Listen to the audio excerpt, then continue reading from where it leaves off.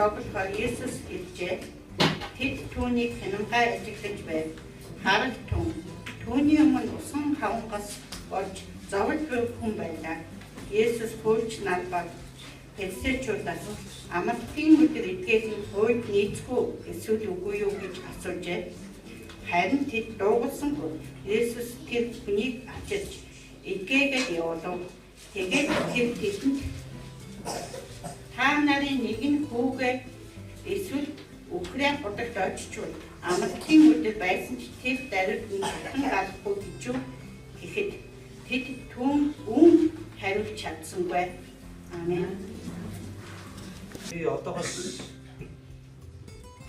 5 жилийн өмнө Дэлхийн зүүн олонсын байгууллагад ажиллаж байсан. Манай Сэржээ одоо Дэлхийн зүүнд ажиллаж байгаа. Тэгээд ажиллаж явах үед маань Төв овсын санхүүгийн албаны дарга нь Жозеф Оловосуси гэдэг одоо Найжир одоо манайхаар бол одоо Нигер улсаас Африкийн Нигер улсаас ирсэн тийм санхүүгийн албаны даргаар ажилладаг байсан. Тэгээд би 7 хоногт нэг удаа санхүүгийн алба руугаа ороод тэгээд библийн хичээл санхүүгийнхаа албаны бүх ажилчдтай хамт хийдэг байсан. Тэгээд манай санхүүгийн албаны дарга Жозеф Оловосуси болохоор тэр маш их дуртай.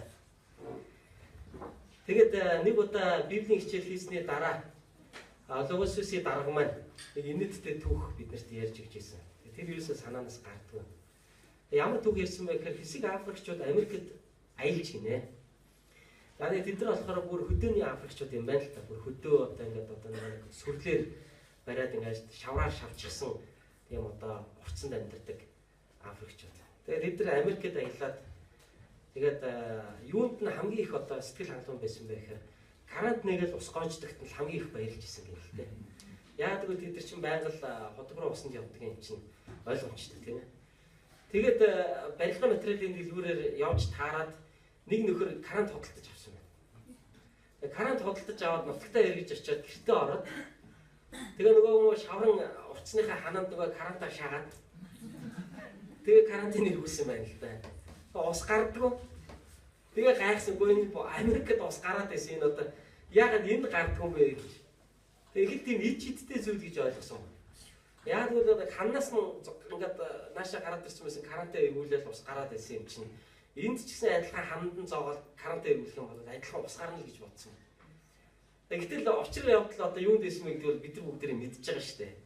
Юу гэвэл ард талд нь тэр усны хоолтой байхгүй байгаа тийм ээ. Ард талд нь тэр усны хоолойтойгоо уг карант маань өөрөө залгагдаагүй учраас тийм усны хоолой байхгүй учраас тэр карантаас ус гарч ирэхгүй. За харамсалтай нь одоо эрхэм Африк аялагч маань юу гэж ойлгосон бэ гэвэл ард нь тийм юм одоо байж карантаас ус гардаг гэдгийг мэдэхгүй. Тэгвэл наад хэлбэр төдий зүйлийг ингээд даган дуурайснаар л энэ нь болчин, энэ нь бүтчин гэж бодсон.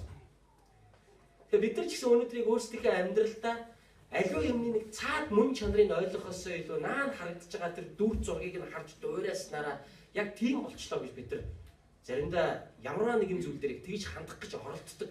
Гэтэл яг амин сүнс нь байхгүй. Хамгийн гол утга учирыг нь бид нар мдээгүй ойлгоогүй хэрнээ наанаа байгаа дүр зураг гадаад хэлбэрийг нь дуурайх гэж оролцсноороо үндэ бид нар айгүй инээдтэй байдалд амьдралд олон удаа ордог л доо. Тэгээ Есүс Христийг амьдарч исэн үеийн 1-р зууны үеийн тухайн үеийн одоо Бурхны хуулийг заадаг байсан хуулийн багш нар ч гэсэн хуулийнхаа зааж байгаа тэр хуулийнхаа амин сүнс буюу үнэн утга учирыг ойлгохгүйгээр наад хэлбэр төгс талаас нь хуулийг маш их одоо сахин биелүүлэх гэж оролддог байснараа тухайн үеийн хуулийн багш нар үндэ тийм амьгүй хуурай шашны одоо мяндагтангууд шашны одоо тийм дэг жаягтангууд болж хуурсан байсан. Энэ нь юун дээрээс харагдаж байна вэ гэхээр өнөөдрийн бидний уншсан Библийн одоо ишлэлийн хэсэг дээрээс маш тодорхой харагдаж байна. Нэгэн фарисей одоо бүлгийн хүн. Фарисей бүлэг гэдэг нь юу гэсэн үг вэ гэвэл тухайн үеийн одоо юудын нийгэмд Бурхны хуулийг одоо маш одоо чухалчлан уншиж судалдаг түүнийг ерөөсөө хэрэгжүүлэхийг ерөөсөө амьдралынхаа нэгдүгээр зорилго болгосон ийм хүмүүс байдаг гэсэн. Энэ хүмүүс бол энгийн хүмүүсээс бол шал өөр хүмүүс байсан. Яагаад гэвэл энэ хүмүүс Библийг нэвч шот мэддэг. Энэ хүмүүс Бурхны хуулийг биелүүлэх тал дээр бусад хүмүүсийг бодвол хамаагүй илүү их зориулалттай. Тийм учраас энэ хүмүүс өөрсдөө их бахархдаг, өөрсдөө Бурхантай ойрхон гэж ингэж боддог ийм хүмүүс байсан. Тэгээ ийм нэгэн хүн одоо бүлгийн одоо ийм одоо фарисей бүлгийн нэгэн хүн Есүсийг гэртээ одоо урьж одоо хоолнд өрсөн байгаа гэртээ. За талах цог болохоор одоо фарисей бүлгийн нэгэн хүний гэрт Есүс очив. За гэтэл одоо цугласан олонний дунд усан хаван одоо биер нь бүжигсэн өвчтөө хүнийг бол Есүс харсан. Тэр хүнийг хараад Есүс маш хөөрөвцөн. Яагаад гэвэл тэр хүн маш их зовж шаналж байгааг Есүс олж харсан байна. Гэтэл Есүсийн одоо энэ фарисей хүний гэрт очсон тэр өдөр бол амралтын өдөр байсан. За фарисейчүүд бол ялангуяа Бурхны хуулийн дагуу амралтын өдрийг чандлан сахих ёстой гэдэг дээр бол маш хатуу байр суурьтай ийм хүмүүс байсан байна. Яг гэвэл Гитлэл номын 20 дугаар бүлгийн 8-аас 11 дугаар ишлэл дээрээс уншвал Гитлэл ном бол хуучин гэрээний 2 дахь ном байна. Энэ хэсэг дээрээс одоо харах юм бол Бурхан одоо амралтын өдрийг хэрхэн одоо ариунаар сахих талаар заасан байдаг. Тэгэхээр фарисейчүүд бол Бурхны хуулийг маш сайн одоо баримталдаг хүмүүсийн хувьд бол энэ одоо амралтын өдрийн хуулийг бол одоо хэрхэн биелүүлэхээ бол хинээч заалахгүйгээр мэддэг ийм одоо мундаг хүмүүс байсан. За тэрхүү хуулийн дээр юу гэж өгүүлсэн байсныг би та бүхэнд уншиж өгөхийг хүсэж байна. Гитлэл номын 20 дугаар бүлгийн 8-аас 11 дугаар ишлэлдэр амралтын өдрийг санаж үүнийг ариунаар сахих. Чи 6 өдөр хөдөлмөрлөж бүх ажлаа хий. Харин 7 дахь өдөр нь Бурхан эзний чинь амралт тул чи ямар ч ажил бүү хий. Чи, чиний хүү, чиний охин, чиний зарц, чиний шивгчин, чиний мал бас танаад байгаа ирмэл хүнч мөн адил. Учир нь 6 өдөрт эзэн тэнгэр газар далай болон тэдгээрийн дотор байрч бүгдийг бүтээж 7 дахь өдөрт нь амарсан. Тиймээс амралтын өдрийг эзэн ерөөн тэр өдрийг ариун болгосон юм гэж хэлсэн. За ингээд харуул Бурхан анхнаасаа ямар хууль өгсөн бэ гэвэл амралтын өдрөөр амраарай гэдэг хуулийг өгсөн. За тэгээ энэ хуулийг болохоор фарисейчүүд чандлан одоо сахиж исэн байна. За ингээд яг л нэгэн ийм амралтын өдөр Есүс фарисей бүлгийн хүнийд атсан. За гэтэл тэр хүний гэрт одоо цугласан олон хүмүүсийн дунд усан хаван өвчтөе хүн байсан. Тэр хүн бол маш их зовж чаналж байгаа нь бол хараас илт байсан. За ингээд юу болсон бэ гэхээр Есүс тэр хүнийг одоо эдгийхийг хүссэн. Фарисейчүүд түүнийг яах нь гэдгийг ажиглан харж ирсэн. Амралтын өдрийг нь сахих нь эсвэл амралтын өдрөөр хин нэг өвчтөе хүнийг эдгэх нь яах нь гэж. Яг л өвчтөе хүнийг эдгэнэ гэдэг бол ажил хийж байгаа хэрэг гэж ойлгож ирсэн. Тийм учраас Бурхан амралтын өдрөөр амраараа гэж тушаацсан бол тэр өдөр хүн эдгэж яана гэдэг чинь та ажил хийж яана гэсэн. Үүгээр яаж юм гэвэл та Бурханы тогтоосон амралтын өдрийн хуулийг та зөрчиж яана гэсэн үг. Фарисейчүүд ингэж итгэж ирсэн. Тийм учраас Есүсийг яг яах нь гэж харж ирсэн. Эдгэх нь үү, эдгэхгүй байх нь гэж ингэж харж ирсэн. Гэтэл фарисейчүүдийн хувьд бол тэр хүний зовлон өчүүхэн асуудал байгаагүй. Харин Есүсийн хувьд тэр хүний зовын шаналж байгааг харахтаа үнэнхүү тэр хүнийг өргөдөжсэн. Тийм ч учраас Есүс тэр хүнийг өөрлөгөө дуудаж авчраад эдгээгээд явуулсан байна. Эдгээгээд явуулсныхаа дараа Есүс тэднээс юу гэж асуусан бэ гэхээр амралтын өдөр танаа чиний хүү чинь эсвэл үхэр чинь нөхөд унчихсан байх юм бол татаж гаргах уу гэж асуусан. Хинч хариулж чадаагүй. Татаж гаргана гэж хэлчих юм бол нөгөө амралтын хуулиар зөрчсөн болчих гээд байдаг. Татаж гаргахгүй гэхээр бас амьдралгүй болчиход байдаг. Өөрөөр хэлбэл миний хүү юу хотогт унтсан уу? Яалтчгүй амралтын өдөр юм да. Тэг маргааш ажлын өдөр татаж гаргая. Тэсэн шүү. Гэт хинч явахгүй байхгүй юу? Тэгэхээр ийм амьдралгүй юм гэж байхгүй байхгүй юу? Тэгэхээр фарисейчүүд өөрсдөө ийм байгаа гэдгийг ойлгонгуудаа юу ч хийж чадаагүй. Яг үнэндээ. Ингээд өөрөөр хэлбэл Есүс Христийн зөв гэдэг нь нотлогдож байгаа юм л да. Тэгэхээр би эндээс юу хэлэх гээд байгаа юм бэ гэхээр фарисейчүүдийн хувьд хуулийг биелүүлэх тал дээр маш их анхаардаг хэрнээ хүнийг хайрлах тал дээр өчүүхэнч анхаардаггүй байсан. Тэд нар хуулийг маш сайн анхаарч хуулийн биелэлтэн дээр маш их одоо анхаарал хандуулж түүнийг биелүүлэхийн тулд нэг бүрчлэн одоо нарийн дүрм бүр нэмэлт дүрмүүдийг бүр зохиогоод Бурхны бүр өвөөгөө байгаа тийм дүрмүүдийг хүртэл нэмж зохиогоод тэгээд тэрийгэ биелүүлэхийн төлөө бүрстэ хамаг байдгаа зориулан зүтгэдэг мөртлөөсөө хүнийг хайрлна гэдэг дээр хүний зовлон хараад инэрэн өрөвдөн гэдэг дээр өчигдөр сэтгэл тэдэнд үнэндээ байхгүйсэн. Харин Есүс Христийн хувьд ялгаатай байсан. Тэр хуулийг мэдчихсэн. Тэр хуулийг биелүүлэх ёстой гэдгийг мэдчихсэн. Гэхдээ тэр бас хүмүүсийг хайрлах ёстой гэдгийг тэр мэдчихсэн. Тэгэхээр Есүс амралтын өдрөөр бусдыг эдгээснээрээ фарисеучүүдийн нүдэнд бол хуулийг зөрчиж байгаа харагдаж байгаа. Харин өөр хүмүүсийн хувьд бол Есүс бол үнэхээр хүний зовлонг ойлгодог нэг юм болж харагдаж байна. Тэгэхээр Есүс амралтын өдөр хүнийг эмрэн өрөвдөж, уучлж бас эдгээснээрээ өөрөө Бурханыхаа хуулийг зөрчсөн үү? Матай 12 дугаар бүлгийн 9-с 14 дугаар ишлэлдэр бас яг иймэрхүү одоо яг энэ зүйлийн талаар ингэж үгүйсэн байна. Есүс энэ талаар өөрөө юу гэж үгүйсэн талаар би та бүхэнд уншиж өгмөр байна. 12-ын 9-с 14 дугаар ишлэл. Есүс тэндээс явж синагогт орлоо. Үзэгтэн хатангар гартай нэгэн хүн тэнд байжээ. Тэд Есүсийг буруудахаар амралтын өдөр эдгэх нь хуульд нийцэх үү гэж асуухад тэр тэдэнд та нарын хэн нэг нь ганц хонтой байгаад тэр нь амралтын өдөр нүхэн унчих бол тэр нэгэн хонио барьж аваад тэндээс гарахгүй гэж үү? Тэгвэл хүн хоньноос айлхэр ирхэн билээ. Тиймээс амралтын өдөр сайныг үйлдэх нь хуульд нийцэн гээд мөнөх хүнд гараас сунгах гэсэнд тэр сунгамагч гар нь нөгөөтэйгээ адил зүгээр болов. Харин фарисеучуд гарч түүнийг хэрхэн хөнөөх талаар түүний эсрэг зөвлөлдөө гэж хэлсэн. Бас л адилхан үйл явдал болж исэн. Юдэчүүдийн синагог гэдэг нь одоо манай энэ цуглааны иймэрхүү нэг ийм заалтаа нэг юм байшин байсан. Хагас өдөр болгон юдэчүүд синагогтоо цуглаад Бурхны хуулийг сурдаг, эзэн Бурхнаа магтаандуулдаг байсан. Тэр тийм цуглааны үеэр Есүс сургаал зааж исэн. Гэтэл тэр синагог дотор нэг хатангар гартай хүн сууж исэн. Гэтэл фарисеучуд Есүсийг буруудахын тулд юу гэж хэлсэн бэ гэхээр амралтын өдөр өвчин эдгэх нь зөв гэж. Та ажил хийгээд байна шүү дээ гэж. Тэгсэн чинь Есүс бас л түрүүний нөгөө хүмүүсээс асуусан асуултад асууж яана л да. Та нарын хон чинь амралтын өдрөөр худаг дотор унтсан байх юм бол та нар хонио татаж гаргах уу? Тэгвэл хүн хон хоёрын хэн нь илүү ирэх юм бэлээ? Хүн өөрийн одоо хонийг ингээд унтсан байгааг харуул өөрийнхөө хонийг хүн татаж гаргана.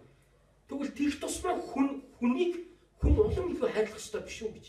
Ингээд яасан юм гэхээр Есүс тэр хатангар гартай хүний гарыг нь эдгэж гисэн.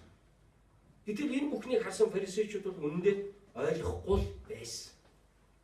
Есүс үүнд ямар тайлбар өгсөн бэ гэвэл амралтын өдөр сайныг үйлдэх нь хуульд нийцнэ гэж тайлбарсан байна.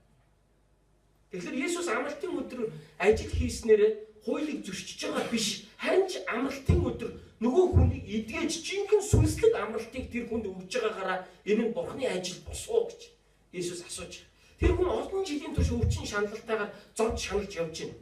Тэр хүн өнөөдөр амралтын өдрийг сахиад эзний цуглаанд орж ирээд эзний үгийг сонсоод хараад сууж байна. Эзнийг магтан хүндэтгээ сууж байна. Гэтэл эзэн тэр хүнийг эдгэж өглөө.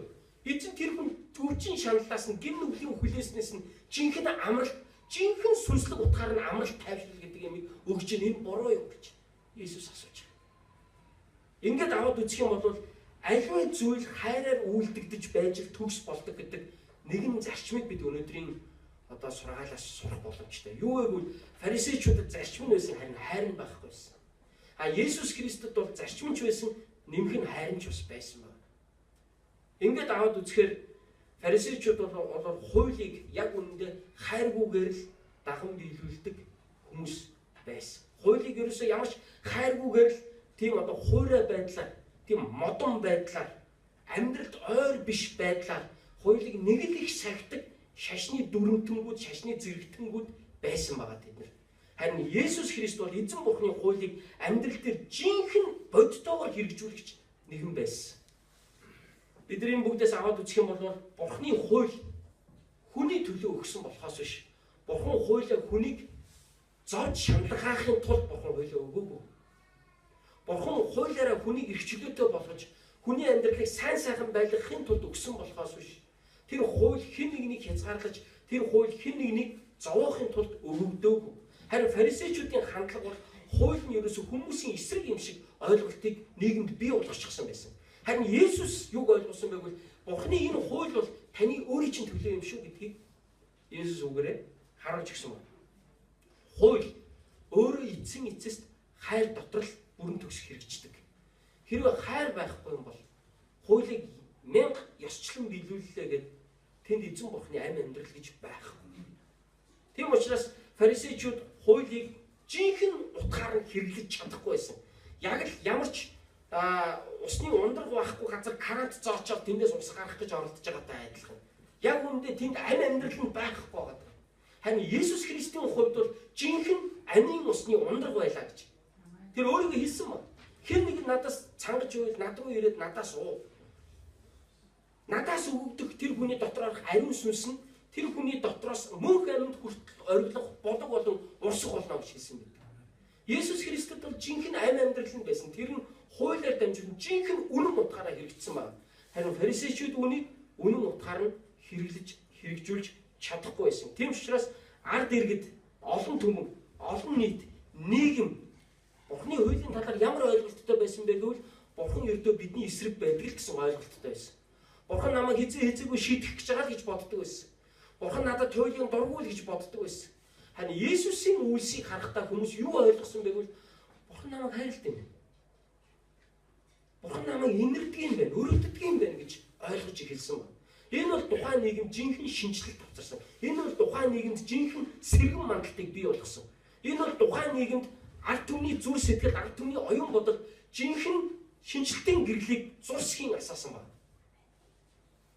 Бид үүнд л итгэдэг. Бид энэ л эзний агуу хайр, энэ л эзний агуу ивэлд бид нар итгэн түүний хууль, түүний үнэн дотор өнөдр бид нар амьдрахыг амьдардаг. Матай номын 22 дугаар бүлгийн 34-өөс 40 дугаар ишлэлийг харах юм бол хуулийн жинхэнэ мөн чанар юунд байгааг тайлбарсан. Есүс садукчуудыг дуугүй болгосныг фарисеучуд харин сонсоод цуглав. Тэдний нэг хуульч түүнийг сорж багшаа хуулийн аль тушаал нь агуу вэ гэв. Тэр түүнд чи бурхан эзнээ бүх зүрх, бүх сэтгэл, бүх оюун ухаанаараа хайрл. Энэ бол агуун бөгөөд анхны тушаал мөн. Удаахан чи хөршөө өөрийн адил хайрл гэсэнтэй адил юм. Энэ хоёр тушаал дээр бүх хууль ба иш үзүүлэгч тулгуурладаг юм гэлээ гэж хэлсэн. Нэгэн фарисей хүн Есүсээс асууж шин. Бурхны хуулийг аваад үзэх юм бол олон байна. Тэр хуулийн дотроос хамгийн чухал нь юу вэ гэж асуусан Есүсээс. Есүс хариулж байна. Хоёр зүйл байна. Нэгдүгээрх нь эзэн бурхнаа бүх зүрх сэтгэл, бүх оюун ухаан, бүх чадлаараа хайрл. Удаахан хөршөө өөрийн адил хайрл. Энэ хоёр дээр бүх хууль тулгуурладаг юм а гэж хэлсэн. Ерөөсө бүх бурхны хуулийг базаад хоёрхан өгүүлбэрт багтаах юм бол Бурхныг хайрл, хажуудах анд найзгаа хөршөө хайрлал гэсэн хоёрхан үгэнд багтдаг гэж. Бурхныг хайрлна гэдэг бол хүн бурхантай харилцах харилцааг илэрхийлж байгаа бол харин хөршөө хайрлна гэдэг бол хүн нийгэмтэйгээ харилцах харилцааг илэрхийлж. Тийм учраас Библийн багш нараас загалмаагаар үнийг тайлбарладаг л та. Загалмаа бол ийм хэлбэртэй тийм ээ. Ромчууд ийм одоо Христ хэлбэртэй модон дээр хүмүүсийг цогтолж авдаг гэсэн. Энэ бол Ромын одоо цаазын арга шүү дээ. Есүсийг ийм одоо Христ хэлбэртэй одоо модон дээр цогтолсон. Үүгээрээ Есүс босоо тэнхлэгтээ бурхан хүн хоёрын хоорондын харилцааг холбож өгсөн бол хөндлөн тэнхлэгтээ хүмүүс хоорондын харилцааг нь Есүс бас эдгэж өгсөн байна. Энийн үр дүн гол зангил нь юу байсан бэ?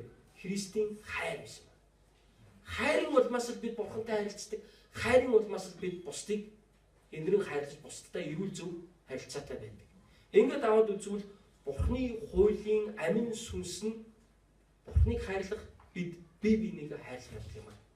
Үүнийг л Есүс өөрийнхөө бодит амьдралаараа харуулж өгсөн байна. Өнөөдөр Христэд итгэж бид бүхэн хэрхэн амьдрах ёстой юм бэ? Бидний үйлдэл, бидний хандлага ямар байх ёстой юм бэ? Хэрвээ бид Есүс Христийг эзэн гэж итгэдэг, хэрвээ бид Бурхныг амьд гэж итгэдэг юм бол бид бусдыг хайрлах ёстой. Яагаад гэвэл Есүс зүгээр нэг шашны зэрэгтэн байгаагүй. Тэр бодитоор хайрлагч нэгэн байсан. Тэр эзний үгийн дагуу хүмүүсийг хайрлаж, хүмүүсийн амьдралд жинхэнэ итгэл найдрын итгэл найдрын тэр галыг бадраан асаагч нэгэн байсан гэдгийг бид нар мартаж болохгүй. Илч Паул Есүс Христийн сайн мэдээг тунхагладаг гал цогтой номлогч Илч Паул нэгэн удаа Коринтчуудад бичсэн загталтаа хайр ямар чухал болохыг зааж сургасан байдаг. Хэрвээ бид ямар нэгэн зүйлийг хайргүйгээр үйлдэх юм бол энэ нь ямар ч утгагүй юм а гэдгийг Илч Паул зааж сургасан байдаг. 1-р Коринт номын 13 дугаар бүлгийн эхний 3 ишлэгийг би танаас уншиж өгмөр. 1-р Коринт 13-ын 1-3. Хэрэг би хүмүүсийн болон тэнгэр элч нарын хэлээр ярьлаач надад хайр үгүй бол би хий нүрэглэх харанх хангинах цан аж. Хэрэг би иш үзүүлдэг мөн бүх нууц болон бүх мэдлэгийг мэддэг байгаад уулыг нүүлгэх бүрэн итгэлтэй байлаач надад хайр үгүй бол би юу ч биш. Хэрэг би бүх өмч хөрөнгөө тараан өгч биеэ шатаагаар тушаасан ч надад хайр үгүй бол энэ нь надад ямар ч ашиггүй юм а гэж хэлсэн. Үнэхээр сайхан хэлсэн. Би юр бусын хэлээр залбираад тэнгэр элч нарын хэлээр би ярьсан ч яг үүндээ надад хайр байхгүй бол би бол зүгээр л ямар ч утгагүй цантай адилхан. Зүгээр л ямар ч утга учиргүй харанг дэлдэж байгаа та яг адил. Яг нь сонсоход сайхан сонсогдож магадгүй.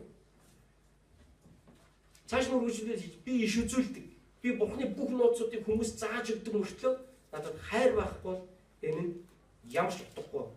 Би юу ч биш гэж хэлсэн.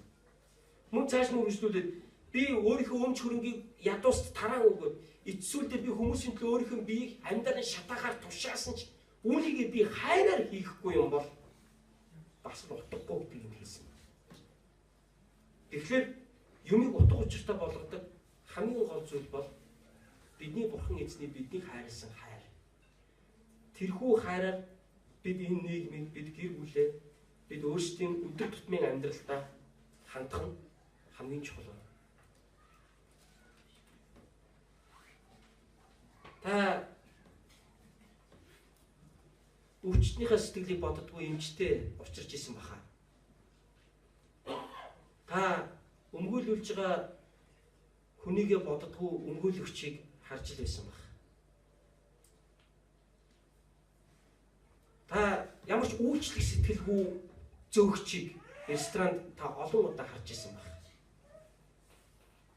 Яг тэгвэл бүгдээрээ л өөр өөрсдийн зовлонтой байдаг. Яг л хүн нэг юмыг дэндүү олон хийгээд ирэхээр явандаа зүр сэтгэлээ алддаг. Анхандаа бол будг нь ханхалсан шинэ эмч байх та, будг нь ханхалсан шинэ багш байх та, будг нь ханхалсан шинэ одоо юу гэдэг нь үйлчлэгч байх та хүн хамгийн ямыг чин сэтгэлээсээ хийдэг. Харин цаг хугацаа өнгөрөхийн хэрэг явандаа яадаг вэ? Сэтгэл нь хөрж эхэлдэг. Тэгээ нөгөө хийдэг юмаа зүгээр хийдэг бол. Зүгээр хийж. Зүгээр хийж. Заримдаа гэмтлийн эмэгт очиод ирсэн хүмүүс гэмтлийн эмчнэр амар гэж ярьдаг штэ, тийм үстэй. Яг ёо өвдөж битгий маяглаад дарж байгаа боосон ч гэдэг юм уу тийм. Одоо юу гэдэг юм? Янз янзын л одоо хэцүү асуудал. Яг бол дандаа тийм юмтай харьцаж байгаа учраас, дандаа тийм юм харж байгаа учраас сүүлдээ яадгүй гэхээр нөгөө хүний сэтгэл тэдэнд онц биш болчихж байгаа юм. Бошгон боогоол гаргаад чухал байгаа гэдэг ямар ч байсан. Тэгээ энэ нь яадгүй гэхээр сүүлдээ биднийг нэг тийм нийгмийн машин болгож хувиргадаг л та. Зүгээр нэг тийм амьгүй машин, тийм зүгэнхэхгүй машин болгож хувиргадаг.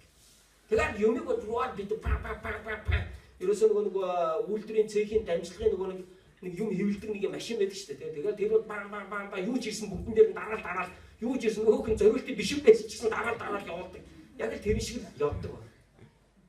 Пастрын хувьд ч гэсэн надад бас ийм зовлон байдаг. Яагаад гэвэл хүн болгонд намайг пастраа залбираадаг. Пастраа энэ дээрээ үг хуваалцдаг. Пастраа энэ дээрээ залбираадаг.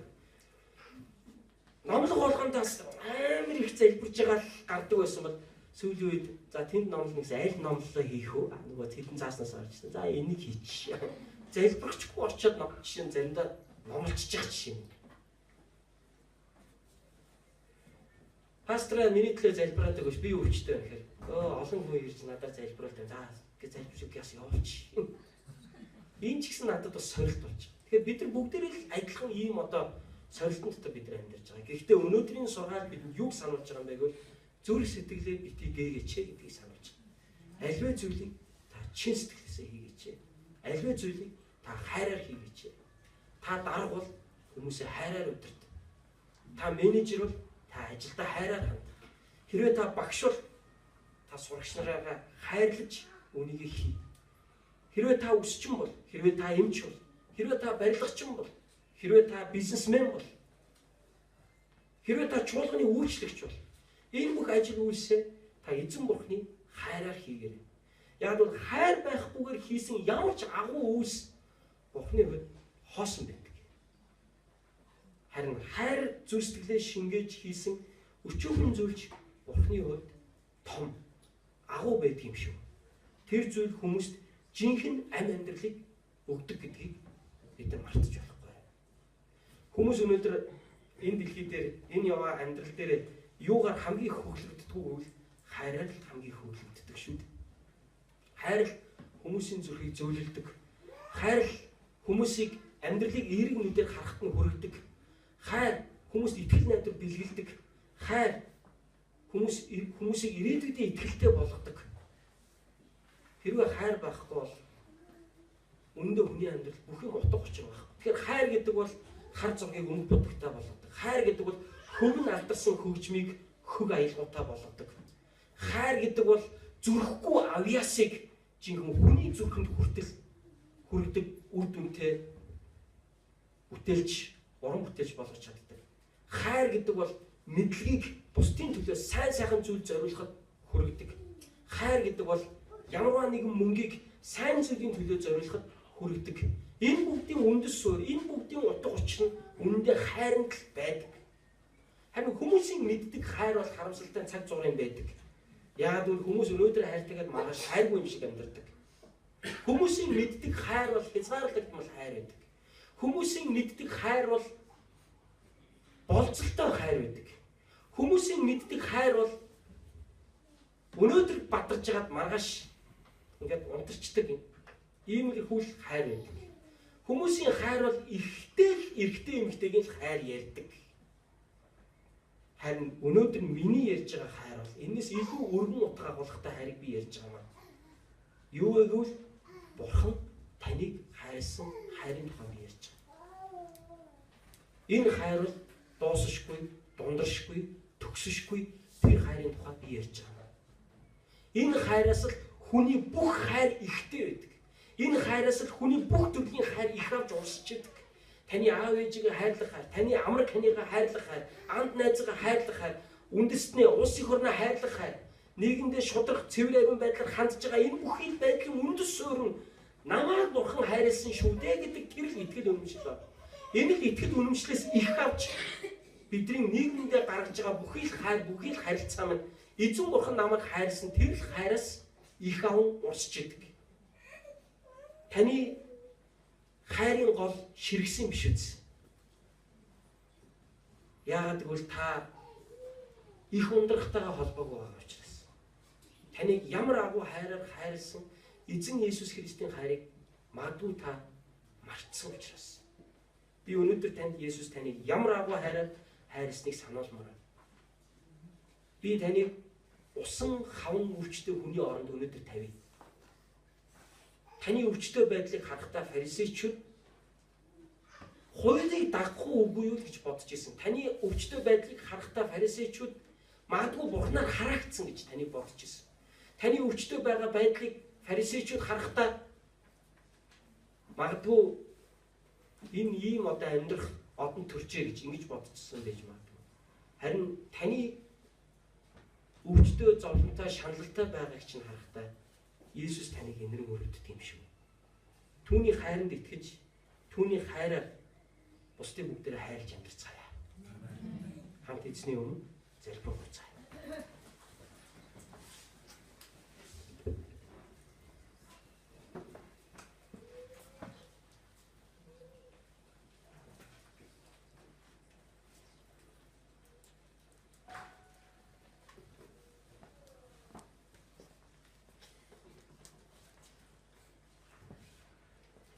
Хайрын Бурхан аав минь.